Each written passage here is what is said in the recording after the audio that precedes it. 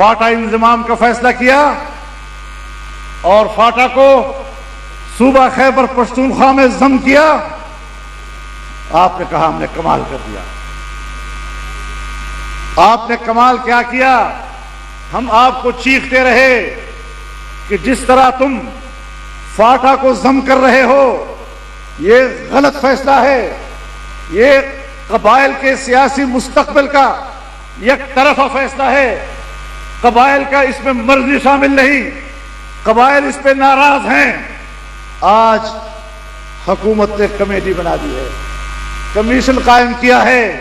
آؤ ذرا انضمام پہ دوبارہ غور کریں، جرگہ سسٹم کس طرح بحال ہو سکے گا.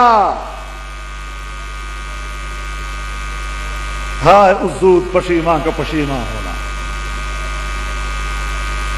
تو 8 سال پہلے اگر ہماری بات مان لیتے، ہمارے آئین میں 1 یا 2 دفعات فاٹا سے متعلق تھے، تم نے 2 دفعات ختم کیے اور 200 دفعات ان کے اوپر مسلط کر دیے.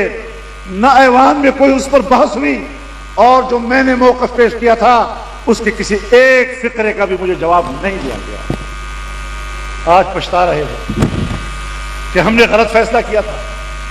تم نے فاٹا کے عوام اور کروڑوں عوام کے مستقبل کا فیصلہ ان کی مرضی کے بغیر کیا تو پچھتانا تو پڑے گا.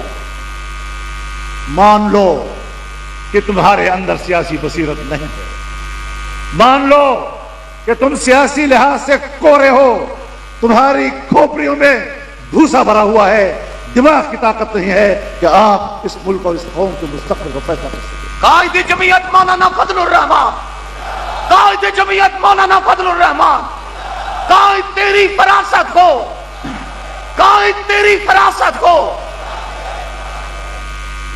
جس طرح تم نے فاٹا کے عوام کا فیصلہ کیا، میں نے اسی وقت کہا تھا اور ایوان کے فلور پر کہا تھا کہ اگر اس طریقے سے تم نے فاٹا کا انضمام کیا تو پھر کشمیر انڈیا میں چلا جائے گا اور انڈیا بھی کشمیر کے بارے میں اسی طرح فیصلہ کرے گا. پھر کشمیر کا فیصلہ ہوا. ہندوستان نے اپنے آئین کا آرٹیکل 370 ختم کیا،